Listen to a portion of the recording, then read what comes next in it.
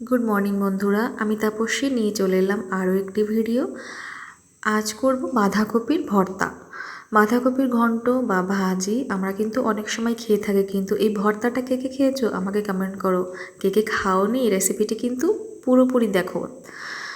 আর হ্যাঁ, আগে থেকেই বলে রাখি এই ভর্তা রেসিপিটি কিন্তু আমি আমার মায়ের থেকে শিখেছি। একদমই অন্যরকম একটা রেসিপি। তোমরা পুরোপুরি ভিডিওটা দেখলেই কিন্তু বুঝতে পারবে। আর ভিডিওটি কেমন লাগলো আমাকে কিন্তু কমেন্ট করে অবশ্যই জানাবে। চলো ভিডিওটি দেখতে থাকো। প্রথমেই এখানে নিয়ে নিয়েছি আমি বাঁধাকপি। এখানে আমার যতটুকু প্রয়োজন আমি কিন্তু ঠিক ততটুকুই নিয়েছি। এভাবে ছোট ছোট কেটে আমি ধুয়ে পরিষ্কার করে নিয়েছি সব কিছুই আগের থেকে। আর দেখাচ্ছিলাম, দেখো এখানে আমি দুটো পেঁয়াজ, একটা টমেটো, বেশ কিছুটা পরিমাণে রসুন, 4টে কাঁচা লঙ্কা আর 4টি শুকনো লঙ্কা কিন্তু আমি নিয়ে নিয়েছি। আর তারপরে যেটা করব সেটা হলো এটা এবারে কিন্তু আমি কেটে নেব। বাঁধাকপিটা এবারে আমি কেটে নেব, একটু বড় বড় একটু মোটা মোটা করে নিচ্ছি। এটা যেহেতু ভর্তা হবে একেবারে ঝিরিঝিরি করে কিন্তু না কাটলেও প্রথমেই হবে। আর তোমরা চাইলে ঝিরিঝিরি করেও কেটে নিতে পারো। আমি কিন্তু একটু মোটা মোটা করে কেটে নিলাম, কারণ এটা ভর্তা হবে তাই। আর তারপরে এই টমেটো আর পেঁয়াজ দুটো কিন্তু আমি কেটে নেব। বন্ধুরা যারা আমার চ্যানেলে নতুন আছো, সুন্দর সুন্দর রেসিপি পেতে আমাকে কমেন্ট করো আর আমার চ্যানেলটি অবশ্যই তোমরা সাবস্ক্রাইব করে দিও। ভিডিওটি ভালো লাগলে ভিডিওতে অবশ্যই একটা লাইক কমেন্ট করে দিও।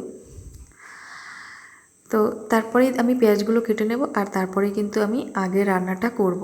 খুবই সিম্পল, কোনো মশলা ছাড়াই কিন্তু আমি করব। দেখতে থাকো, কোনো রকমের কোনো মশলা কিন্তু আমি ব্যবহার করব না, তাও কিন্তু খেতে এই ভর্তার রেসিপিটি দুর্দান্ত স্বাদের হয়। আর হ্যাঁ, একটু ঝাল ঝাল হবে অবশ্যই, ঝাল ঝাল না হলে কিন্তু ভর্তার টেস্টই হয় না। তাই তোমাদের বাঁধাকপির পরিমাণ অনুযায়ী তোমরা কিন্তু লঙ্কাটা নেবে। প্রথমেই দিয়ে দেবো, কড়াইটা গরম হয়ে এলেই কড়াইয়ে শুকনো লঙ্কা। শুকনো লঙ্কাটা কিন্তু আমি প্রথমে একটু ভেজে নেব, ভেজে কিন্তু এটা আমি তুলে দেব। ভেজে আমি এটা তুলে রেখে দেব, সেটা কেন আমি একটু পরে বলছি। আর তারপরে কিন্তু একইভাবে আমি যে রসুনগুলো আমি রেখেছিলাম সেটাও কিন্তু আমি ভেজে নেব। রসুনগুলো কিন্তু একইভাবে আমি ভেজে তুলে নেব। আর হ্যাঁ বন্ধুরা, তোমরা কিন্তু রসুনগুলো অবশ্যই একটু মাঝখান থেকে কেটে তারপর দেবে। দেখতেই পাচ্ছ রসুনগুলো কেমন ছিঁড়ছে, ফুটে ফুটে আসছে। তাই মাঝখান থেকে কেটে দিলে কিন্তু এই সমস্যাটা হবে না। একটু পরে অবশ্য সব আর হয় না, ঠিক হয়ে গেছিলো। একটু লাল লাল করে ভেজে নেব। রসুনগুলো কিন্তু ভেজে আমি আলাদাভাবে তুলে রাখবো। এটা কিন্তু পরে ভর্তায় ব্যবহার করব। আগের থেকেই কিন্তু থাকলে পরে যেটা ভাজবো বাঁধাকপিটা, সেই সুন্দর গন্ধ আর ফ্লেভারটা কিন্তু আসবে না। তাই শুকনো লঙ্কা আর এই রসুনটা কিন্তু আমি আগের থেকেই ভেজে আমি তুলে রেখে দেব। এটা আমি পরে যখন পেস্ট করব তখন ব্যবহার করব। এরপরেই আমি এই তেলের মধ্যে কিন্তু দিয়ে দেবো যে কেটে রেখেছিলাম পেঁয়াজ, সেই পেঁয়াজটা। তোমরা অবশ্য তেলের মধ্যে সর্ষে বা কালো জিরে এগুলো চাইলে দিতে পারো। পেঁয়াজটা একটু সামান্য ভাজা হয়ে গেলেই কিন্তু এই টমেটো আর এই বাঁধাকপি যেটা আমি কেটে দিয়ে পরিষ্কার করে রেখেছিলাম সেটাই কিন্তু দিয়ে দেব। এবার দিয়ে কিন্তু আমি ভেজে নেব। একটু সময় কিন্তু এটা ভেজে নেব যাতে বাঁধাকপিটি সিদ্ধ হয়ে আসে। আর হ্যাঁ, 4টা কাঁচা লঙ্কা যে আমি রেখেছিলাম সেটাও কিন্তু ভাজার সময় আমি দিয়ে দেব। এবারে মশলা হলুদটুকুই কিন্তু দেব। আর কিন্তু হলুদ ছাড়া কিন্তু কোনো মশলাই দেব না, শুধু এই হলুদ আর নুন দিয়েই কিন্তু এই হলো মশলাটা, আর কিন্তু কোনো হবে না। নুন হলুদ দিয়ে কিন্তু এবারে এটা ভেজে নেব। একটু ঢাকা দেবো আমি, যাতে খুব তাড়াতাড়ি করে সিদ্ধ হয়ে যায় তাই জন্য। আর গ্যাসের ফ্লেমটা কিন্তু আমি হাই রাখবো। হাই রাখলে কিন্তু জলটা অত বেশি বের হবে না। গ্যাসের ফ্লেমটা হাই রেখে কিন্তু এটা আমি 2-3 মিনিট পর আমি ঢাকাটা তুলে দিলাম। এবারে দেখতেই কিন্তু একটুও জল বের হয়নি, গ্যাসের ফ্লেম হাই ছিল তাই কিন্তু এটা দিয়ে একটুও জল বের কিন্তু। এবারে কিন্তু আমি আরও একটু ঢাকা দিয়ে রাখবো। আর 5 থেকে 7 মিনিটের মতো কিন্তু এটা ঢাকা দিয়ে ভালো নিলেই কিন্তু হবে।